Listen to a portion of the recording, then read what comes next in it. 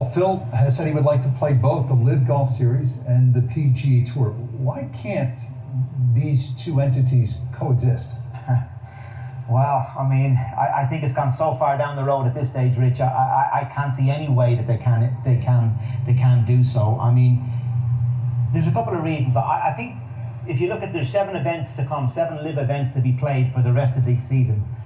In their 8 tournament season this year, and 5 of them are on the battleground of the United States. So they're coming into the backyard of the PGA Tour and in direct competition on American soil, going up against the PGA Tour.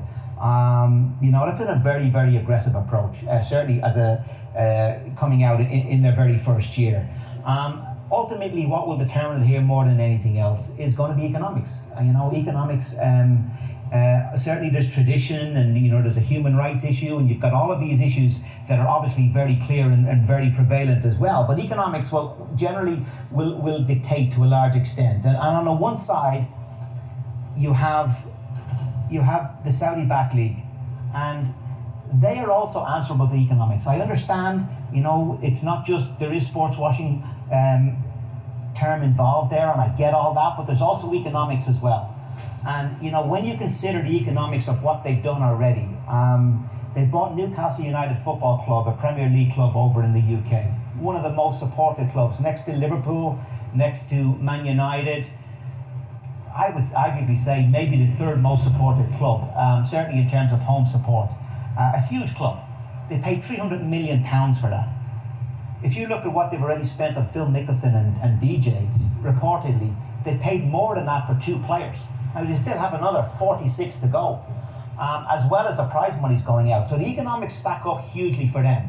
And as much as they are a very, very wealthy sovereign fund, everything they do and every investment they make, from Uber to Disney and Citibank and all of the companies that they are involved in, it's all about return on investment. So that's a long, long way to go. This is a big play that they are putting on the table here. So they are still going to be answerable at the end of the day to return on investment. As much as arguably there is sports washing involved there and building the brand of Saudi Arabia, has to be a return on investment too. And now on the other side, the PGA Tour, and the PGA Tour is a members organisation. Just like the European Tour is. The PGA Tour is over 100 years old, the European Tour is 50 years old. And, just use this as an example, I mean, it's a collective. When John Jacobs started the European Tour 50 years ago, he collected all of the professionals, put them together and said, okay, if you guys are all together, you've got a commercial value, and I'm going to sell this commercial value and put on a tour. That was the embryo stage of the European Tour, and I'm sure the PGA Tour was the same. So the collective value is this. Now, if you've got some of the players who started to be in the collective going over here, building up a competitor, obviously the value of this is going to go down.